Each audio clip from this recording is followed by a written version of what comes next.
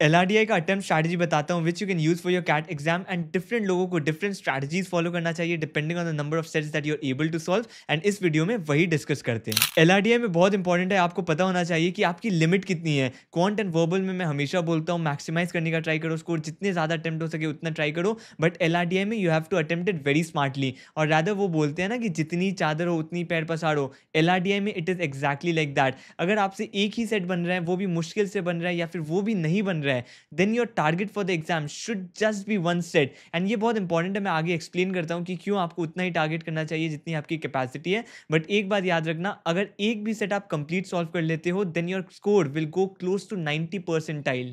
Last year का एक बार मार्क्स वर्सेस कैट परसेंटाइल देख लेते हैं। 80 परसेंटाइल के लिए आपको चाहिए 12 मार्क्स, 90 परसेंटाइल के लिए चाहिए थे 16 मार्क्स, 95 के लिए 19 मार्क्स, 99 के लिए 27 मार्क्स एंड 99.5 के लिए 30 मार्क्स। मतलब अगर आप एक सेट कंप्लीटली सॉल्व कर लेते 5 questions, your score would have been very close to 90 percentile. अगर आप 2 सेट सॉल्व कर लेते तो आपका स्कोर होता 99.5 परसेंटाइल। और इस नॉलेज को लेके आगे चलते हैं। देखो प्रॉब्लम क्या होता है, मान लो आप हार्डली एक सेट सॉल्व कर पाते हो बट आपका टारगेट है 3 सेट, तो आप क्या करोगे, आप टारगेट बना के गए कि 3 सेट आपको करना है 40 मिनट्स में एंड 5 मिनट मान लो आपको क्वेश्चन डिसाइड करने में सारे सेट्स देखने में लग गए, तो 35 मिनट्स अप्रॉक्सीमेटली आपके पास होता है फॉर द 4 सेट्स। उसके बाद आपका अगर सेट का टारगेट है 3 सेट आपको सॉल्व करने हैं, तो अप्रॉक्सीमेटली एवरी सेट आपको 12 मिनट्स में सॉल्व करना है। अब आप क्या करोगे, 6 मिनट्स 7 मिनट्स एक सेट में दोगे, आपको लगेगा कि अरे इसमें तो बहुत ज़्यादा टाइम लगने वाला है, तो आप दूसरे सेट में स्विच कर जाओगे। अब दूसरे सेट में आप स्विच करोगे, वहां भी आप 6-7 मिनट या फिर 10 मिनट बाद देखोगे कि अरे इसमें भी काफ़ी टाइम लगने वाला है, मे बी 25-30 मिनट्स लगेगा। तो अब आप क्या करोगे, अब आप पैनिक करने लगोगे, आप फर्स्ट सेट में वापस आओगे, आप you will keep switching between the different sets and आपसे एक भी सेट पूरा सॉल्व नहीं होगा and that is the exact problem. तो आपको ये जगल अवॉइड करना है। मान लो आप एक सेट हार्डली सॉल्व कर पा रहे हो, 30-35 मिनट्स लग जा रहे हैं एक सेट में, देन आपको एक ही सेट टारगेट करना है। बट मान लो आप एक सेट को 25 मिनट्स में सॉल्व कर पा रहे हो, देन आपको थोड़ा पुश करके उसको 2 सेट में ले जाना है। अगर आप 2 सेट 30 मिनट्स में सॉल्व कर पा रहे हो, देन आपको उसको थोड़ा पुश करके अगेन थर्ड सेट में ले जाना है। तो द रियलिटी इज कि आपको थोड़ा ज़्यादा पुश करना है, जितना भी आप अटेम्प्ट कर पा रहे हो उससे थोड़ा ज़्यादा पुश करने का ट्राई करो, बट नथिंग एक्स्ट्रा। आपको अगर आप एक सेट सॉल्व कर पा रहे हो इसका मतलब ये नहीं है कि आपको 2 सेट सॉल्व करने ही है या फिर आपको 3 सेट सॉल्व करने ही है, मार्क्स अच्छे नहीं आएंगे।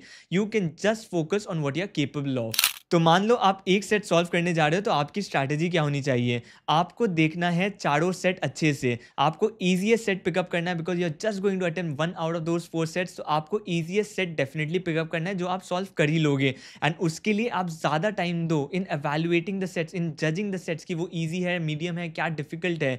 तो आप चारों सेट को अच्छे से पढ़ोगे, 5 मिनट्स 10 मिनट्स भी अगर लग जाते हैं उसमें इट्स वेल इनफ, आप उस पीरियड में दो। 2 मिनट्स 3 मिनट्स भी लगता है, अगर आपको सेट सॉल्व करना स्टार्ट भी करना है तो आप वो कर सकते हो, बट 2-3 मिनट आप पर सेट दे सकते हो। उसके बाद try to pick the easiest set and उसको सॉल्व करो in the rest 30 minutes that you will have.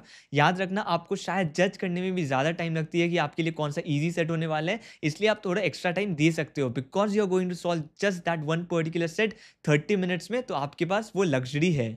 But मान लो आपका टारगेट है 2 सेट्स, तो 2 सेट्स के लिए आप 5-7 मिनट दे सकते हो इन एवेल्युएटिंग द 4 सेट्स। एक तो आपको ऐसा सेट मिल जाएगा बिकॉज आप वेल प्रिपेयर्ड भी हो, तो आप 1 से 2 मिनट अगर एक सेट में दोगे तो आपको समझ में आ जाएगा कि कैसे अप्रोच करना है उस पर्टिकुलर सेट को। तो आपको एक तो ऐसा सेट मिल जाएगा जो बहुत डिफिकल्ट होगा, आपने कभी सॉल्व किया ही नहीं, आपको अप्रोच भी नहीं समझ में आ रहा है कि कैसे स्टार्ट करना है, तो उस सेट को पहले निकाल देना। एक ऐसा सेट डेफिनेटली मिल जाएगा जो सिमिलर कॉन्सेप्ट के आपने सेट्स पहले किए होंगे या फिर आपको लग रहा है कि एटलीस्ट टेबल, मुझे फॉर्मेट पता है कि टेबल किस टाइप का बनेगा एंड एवरीथिंग, तो आप उस सेट से स्टार्ट कर सकते हो। सेकेंड एंड थर्ड सेट जो है आप बाद में भी जज कर सकते हो आपको कौन सा सेट सॉल्व करना है। After solving the first set आपके नर्व्स भी थोड़े काम डाउन हो जाते हैं, so it will become easy after solving the first set वो सेकंड सेट को चूज करना। बट उसके बाद मान लो आपका टारगेट है 3 सेट, तो वहां पर अप्रोच थोड़ी डिफरेंट होगी। वहां पर आपको बहुत ज्यादा टाइम नहीं देना इन एवेल्युएटिंग द सेट्स। आपको क्या करना है, आपने एक स्टार्ट किया, मान लो एक पर्टिकुलर सेट सॉल्व करना, उसमें आप देख रहे हो कि वो सेट सॉल्व हो सकता है आपसे, तो आप उसको वहीं पर सॉल्व कर लो। सेकंड सेट देखो, अगर आपको लग रहा है कि वो सेट नहीं सॉल्व हो सकता देन उसको स्किप कर सकते हो। थर्ड सेट देखो, अगर आपको लगता है कि वो सेट सॉल्व हो सकता है तो उसको वहीं सॉल्व कर देना। फोर्थ सेट देखना, उसके बाद अगर आपको लगता है वो भी डिफिकल्ट है देन जज करो कि सेकंड एंड फोर्थ सेट में आपको कौन सा सॉल्व करना है। सो बेसिकली अप्रोच आपका होगा कि आपने एक सेट देखा, अगर वो सॉल्व होता है आपसे, आपको लग रहा है कि वो सेट सॉल्व हो सकता है, उसको वहीं पर सॉल्व कर लो। बिकॉज ऐसे भी 4 सेट है, आपको 3 सेट सॉल्व करना है, यानी कि छोड़ना आपका एक ही सेट है। एंड अगर आप मॉक्स में 3 सेट सॉल्व कर रहे हो मतलब आप बहुत अच्छे से प्रिपेयर्ड हो, अगर आपको लग रहा है कि आपका सेट सॉल्व हो जाएगा, देन डेफिनेटली आप वो सेट सॉल्व कर लोगे। So solve it then and there.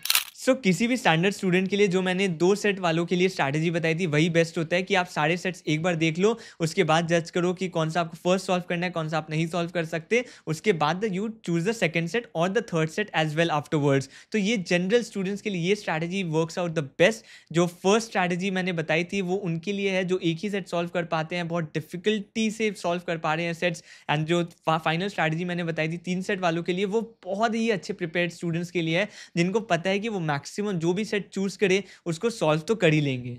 तो इस स्ट्रैटेजी के बाद मैं बता देता हूँ, काफ़ी लोगों को डिफिकल्टी आती है ये चूज करने में कि कौन सा सेट इजी होने वाला है, कौन सा डिफिकल्ट होने वाला है। उनके लिए मैं कुछ हिंट्स छोड़ देता हूँ जो मुझे भी लगते थे, शायद आपके लिए भी वो सिमिलर ही होंगे।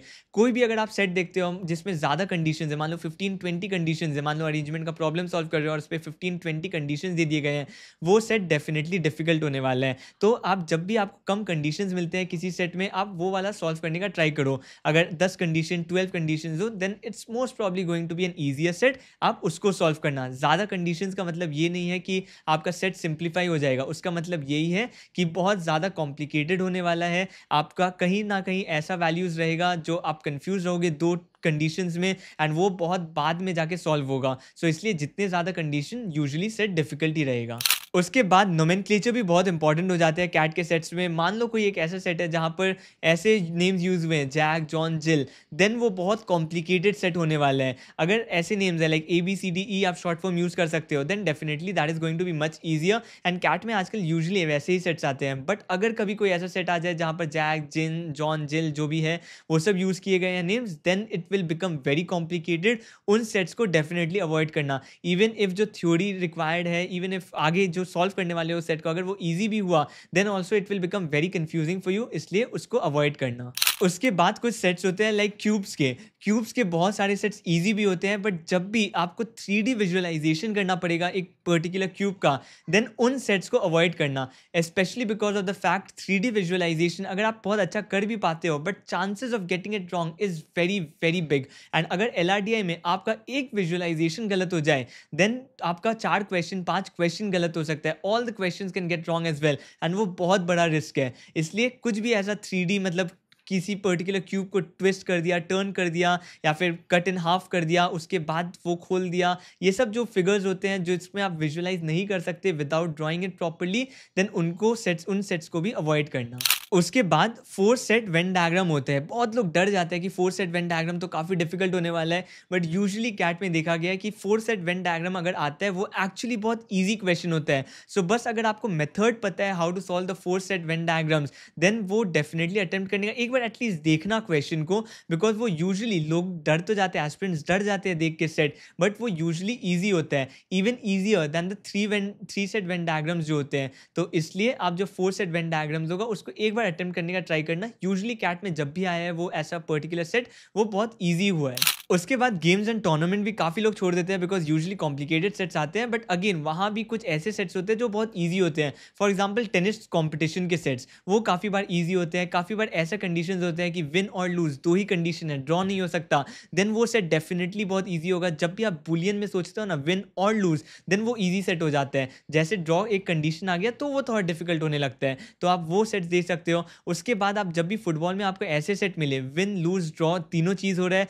उसके बाद आपको स्कोर भी जज करना है, ईच टीम का स्कोर भी क्या है रहा, कौन किससे हारा, कौन किससे जीता, and at the same time you also have to understand the score line, यानी कि गोल्स फॉर, गोल्स अगेंस्ट, ये सब कंडीशंस भी दे दिए गए हैं। देन वो डिफिकल्ट सेट होने वाला है जब इतने सारे पैरामीटर्स आ जाते हैं। अगर आपको बस ये बता दिया कि विन लूज ड्रॉ 3 चीज़ होगा, मान लो क्रिकेट में विन लूज ड्रॉ 3 चीज़ होने वाला है एंड एक पॉइंट्स टेबल है, देन वो most probably is going to be an easy set. आप वो डेफिनेटली अटेम्प्ट कर सकते हो। एक और कंडीशन जब आ जाता है वेर यू हैव टू जज the score line as well, goals for, goals against and so on. या फिर क्रिकेट में भी अगर आपको कुछ कंडीशन दे दिया जाता है कि कितने विकेट्स लिए गए, कितने रन्स बनाए गए, तो वो थोड़ा डिफिकल्ट हो जाएगा।